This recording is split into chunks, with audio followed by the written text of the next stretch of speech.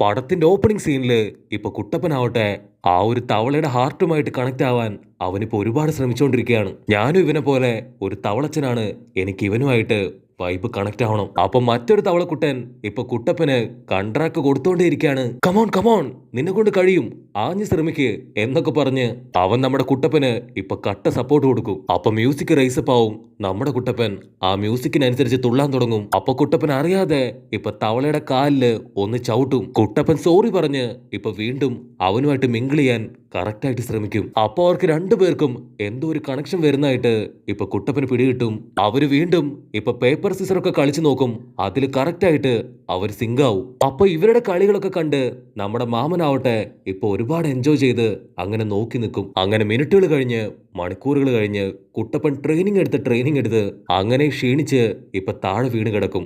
മാമനാവട്ടെ 2 കോലൈസ് കൊണ്ടുവന്ന് അതിലൊരെണ്ണം ഇപ്പൊ കുട്ടപ്പന് കൊടുത്ത് അവര് രണ്ടുപേരും അങ്ങനെ ഹായ് ആയിട്ട് ഇരിക്കുകയാണ്. അപ്പൊ മാമൻ പറയും, ഇപ്പൊ നമ്മുടെ ഗ്രാമം മുഴുവൻ നിന്നെയാണ് ഉറ്റുനോക്കുന്നത്. ഗ്രാമത്തവളയ്ക്ക്, എനിക്ക്, ലീഫ് വില്ലേജിന്, അങ്ങനെ എല്ലാവരും ഇപ്പൊ നിന്നില് ഒരുപാട് വിശ്വാസം അർപ്പിച്ചിരിക്കുകയാണ്. അതിന് കുട്ടപ്പൻ പറയും, ആ വിശ്വാസം അതൊരിക്കലും ഞാൻ തകർക്കില്ല. എന്നെ ആദ്യമായിട്ട് വിശ്വസിച്ചത്, കൂടെ നിർത്തിയത് അത് മറ്റാരുമല്ല, സാക്ഷാൽ സാസുകയാണ്. അങ്ങനെ എന്തൊക്കെയോ സംസാരിച്ച് പലതും ആലോചിച്ച് ഇപ്പൊ കുട്ടപ്പനാവട്ടെ കൂർക്കം വലിച്ചുറങ്ങാൻ തുടങ്ങും. അതുപോലെ മറ്റൊരു സൈഡില് ഇപ്പൊ നമ്മുടെ തവളക്കുട്ടന്മാരും കൂർക്കം വലിച്ചുറങ്ങാണ്.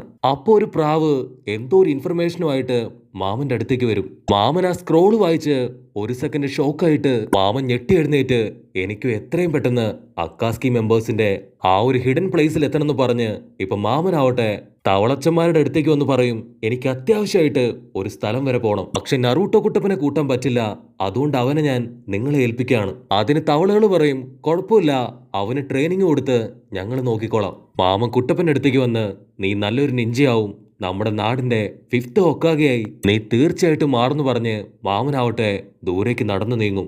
അപ്പൊ അവിടുന്ന് അങ്ങനെ കട്ട് ചെയ്താല് ഫക്കൂൺ പട്ടിക്കുട്ടി ആ ഒരു ക്രിസ്റ്റല് ഒക്കാഗയ്ക്ക് കൊടുത്ത് നടന്ന എല്ലാ കാര്യങ്ങളും ഇപ്പൊ അവളോട് പറയും. ഒക്കാഗെ അത് പരിശോധിച്ചിട്ട്, ഇതുപോലൊരു ക്രിസ്റ്റല് അത് ഞാൻ ഇതുവരെ കണ്ടിട്ടില്ല, ഇത് എത്രയും പെട്ടെന്ന് അനലൈസ് ചെയ്ത് ഇതിന്റെ റിപ്പോർട്ട് അത് എനിക്ക് തരാനായിട്ട് ഒക്കാഗ അസിസ്റ്റന്റ് ചേച്ചിയോട് പറയും. കട്ട് ചെയ്ത കുട്ടപ്പൻ അവൻ ചാടി എഴുന്നേറ്റിട്ട്, അൺബിലീവബിൾ, ഈ മുതുക്കൻ ഇങ്ങനെ ഒരുത്തനായിരുന്നോ, ആളെന്നെ തനിച്ചാക്കി പോയില്ലേ എന്ന് പറയുമ്പോ ഇപ്പൊ തവളകളാവട്ടെ മാമൻ കൊടുത്ത ഒരു ലെറ്റർ എടുത്ത് ഇപ്പൊ കുട്ടപ്പന് കൊടുക്കും. അവൻ ആ ലെറ്റർ വായിക്കും.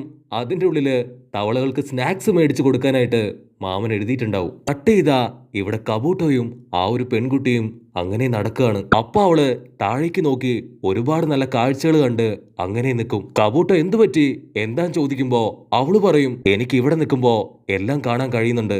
അപ്പൊ ദൂരത്തായിട്ട് കുട്ടപ്പൻ അവൻ നടന്നു വരുന്നതായിട്ട് അവൾ കാണും. കബൂട്ടോ ഓൾറെഡി അവളുടെ കളി ഒട്ടും ഇഷ്ടപ്പെടാതെ ഇപ്പൊ തിരിഞ്ഞു നിൽക്കായതുകൊണ്ട് കുട്ടപ്പൻ നടന്നു വരുന്നത് അവൻ കാണില്ല.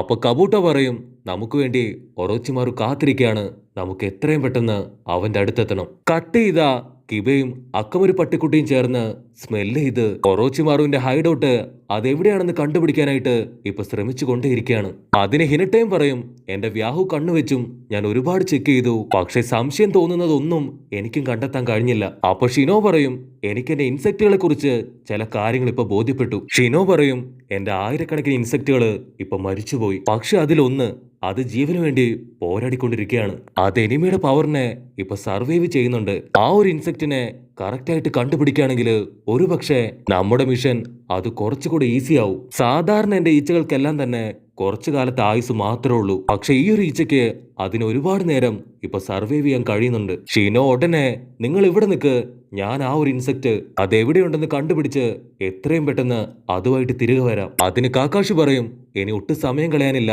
ഷീനോ, എത്രയും പെട്ടെന്ന് നീ ആ ഇൻസെക്റ്റിനെ കണ്ടുപിടിക്കണം. അപ്പോഴേക്കും ഞങ്ങൾ ഇവിടെ മുഴുവൻ അന്വേഷിച്ച് എന്തെങ്കിലും ഇൻഫർമേഷൻ കിട്ടുമെന്ന് അന്വേഷിക്കാം. ഇവിടെ ഷിനോ അവൻ മറ്റൊരു വഴിയില് മുൻപോട്ട് നടക്കുമ്പോ ഒരു വവ്വാൽ തൂങ്ങിക്കിടക്കുന്നതായിട്ട് അവൻ കാണും. കട്ട് ചെയ്ത ആ വില്ലത്തി കൊണ്ടുവന്ന ആ വില്ലന്മാര് അവര് ഗ്രൂപ്പായിട്ടിരുന്ന് ഇപ്പൊ എന്തൊക്കെയോ കളിച്ചോണ്ടിരിക്കുകയാണ്. ഒരുത്തൻ മാത്രം ഇപ്പൊ എന്തൊക്കെയോ ആലോചിച്ച് ദൂരത്ത് മാറിയിരിക്കുകയാണ്. അപ്പൊ കളിച്ചോണ്ടിരുന്നതില് ഒരു വലിയ ജിമ്മൻ അവന്റെ അടുത്തേക്ക് ഒന്ന് ചോദിക്കും, നീ ഓക്കെ അല്ലേ, നിനക്കും ഞങ്ങളുടെ കൂടെ ഗെയിം കളിക്കാൻ വന്നൂടെ?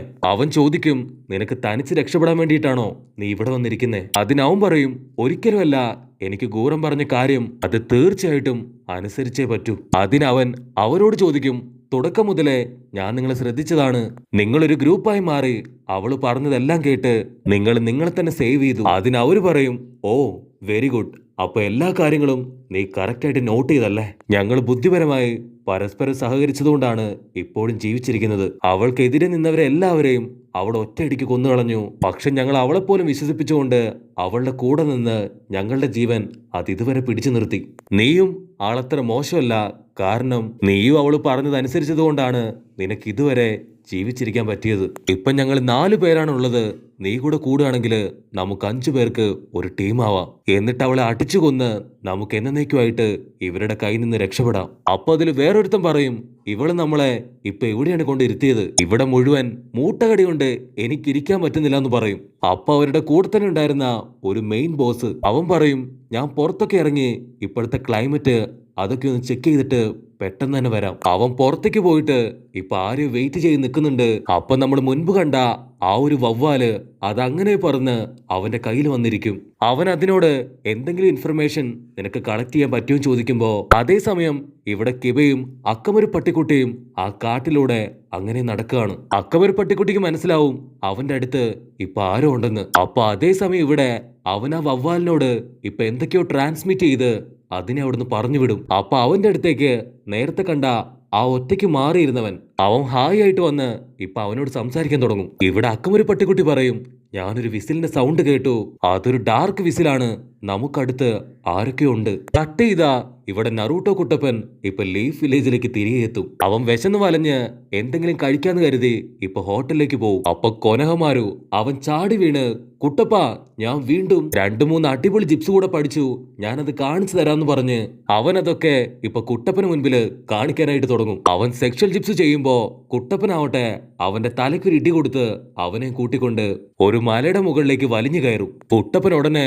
അവന്റെ സമറിൻ ജിപ്സ് ഉപയോഗിച്ച് ആ 2 തവളകളെയും അവിടേക്ക് കൊണ്ടുവരും. കുട്ടപ്പൻ പറയും, ഇവര് 2 പേരുമാണ് എന്റെ ചൊറിയൻ തവളകള്. അതിന് ഗാമത്തവളയ്ക്ക് കലി കയറി നിനക്ക് എത്ര ധൈര്യം ഉണ്ടെങ്കിൽ എന്നെ ചൊറിത്തവള എന്ന് വിളിക്കും. അതിന് കുട്ടപ്പൻ സീക്രട്ട് ആയിട്ട് പറയും, അല്ല, അവനെ ഒന്ന് ഇംപ്രസ് ചെയ്യാൻ വേണ്ടിയിട്ട് ഞാൻ ചുമ്മാ പറഞ്ഞതാണ്. നമുക്കെന്ന ട്രെയിനിങ് തുടങ്ങിയാലോ എന്ന് കുട്ടപ്പൻ ചോദിക്കുമ്പോ അതിനാ തവള പറയും, ഞങ്ങൾക്ക് നല്ല വിശപ്പുണ്ട്, അതുകൊണ്ട് ആദ്യം കഴിക്കാൻ എന്തെങ്കിലും വേണം. അപ്പൊ കുട്ടപ്പൻ വേറെ വഴിയില്ലാതെ ഇപ്പൊ കൊനഹമാരുന്റെ കയ്യില് കുറച്ച് കാശ് കൊടുത്ത് നീ ഇവർക്ക് കഴിക്കാൻ എത്രയും പെട്ടെന്ന് കുറച്ച് ഫുഡ് വാങ്ങിക്കൊണ്ട് വരാൻ പറയും. അത് കേൾക്കേണ്ട താമസം നമ്മുടെ സ്വത്തുമണി ഒരുപാട് ഫുഡുമായിട്ട് അവിടേക്ക് വരും. തവളക്കുട്ടന്മാര് അത് മുഴുവൻ തിന്നു കഴിയുമ്പോ കുട്ടപ്പൻ പറയും, എങ്കിൽ പിന്നെ നമുക്ക് ട്രെയിനിങ് സ്റ്റാർട്ട് ചെയ്യാം.